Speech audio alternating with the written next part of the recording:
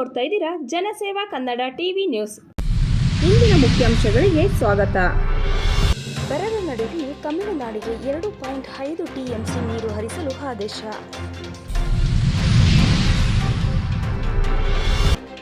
ಕರಡಿ ಉಪಟಳ ಭಯಭೀತರಾದ ರೈತರು. ಕರ್ನಾಟಕ ಸೇರಿ ರಾಜ್ಯದ ಹಲವೆಡೆ ಎನ್ಐಎ ಅಧಿಕಾರಿಗಳು ದಾಳಿ ನಡೆಸಿದ್ದಾರೆ.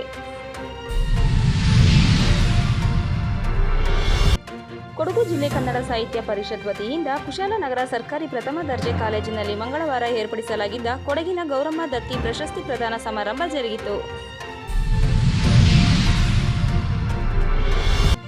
ತುಮಕೂರು ಜಿಲ್ಲೆ ಪಾವಗಡ ತಾಲೂಕಿನ ಅರಸೀಕೆರೆ ಗ್ರಾಮದಲ್ಲಿ ಭಾರೀ ಮಳೆಯ ಪರಿಣಾಮದಿಂದಾಗಿ ರೈತರು ಬೆವರು ಹರಿಸಿ ಬೆಳೆದಿದ್ದ ಅಡಕೆ ಗಿಡಗಳು ಸಂಪೂರ್ಣವಾಗಿ ನಾಶವಾಗಿವೆ.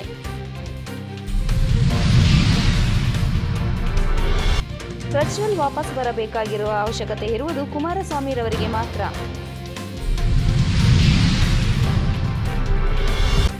ಒರಿಸ್ಸಾದಲ್ಲಿ ಬಿಜೆಪಿಗೆ ಲಾಭ, ವಿಕೆ ಪಾಂಡಿಯನ್ ಆಗಿದ್ದರೆ ವಿಲನ್.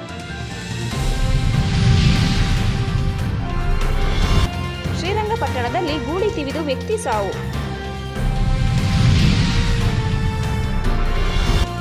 ಮೋದಿಜಿಗೆ ಮುಳುವಾಗುತ್ತಿರುವ ಪ್ರಜ್ವಲ್ ಫೋಟೋ. ಮದ್ದೂರು ಕೃಷಿ ಪತ್ತಿನ ಸಹಕಾರ ಸಂಘಕ್ಕೆ ಮೈತ್ರಿ ಅಭ್ಯರ್ಥಿಯಾಗಿ ಮಹೇಶ್ ಅವರು ಅವಿರೋಧವಾಗಿ ಆಯ್ಕೆ.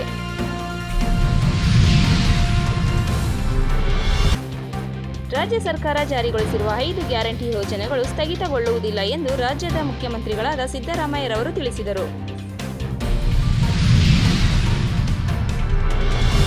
ಪೊಲೀಸ್ ಪೇದೆ ಒಬ್ಬರು ಮಹಿಳೆ ಜೊತೆ ನೇಣು ಬಿಗಿದುಕೊಂಡು ಆತ್ಮಹತ್ಯೆ ಮಾಡಿಕೊಂಡಿರುವ ಘಟನೆ ಹುಬ್ಬಳ್ಳಿಯಲ್ಲಿ ನಡೆದಿದೆ.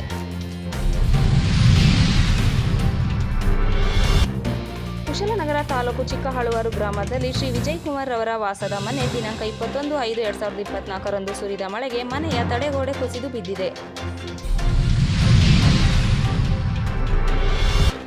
ಮಂಡ್ಯ ತಾಲೂಕು ಕಚೇರಿಗೆ ದಿಢೀರ್ ಭೇಟಿ, ಸಾರ್ವಜನಿಕರ ಅಹವಾಲು ಆಲಿಸಿದ ಜಿಲ್ಲಾಧಿಕಾರಿ.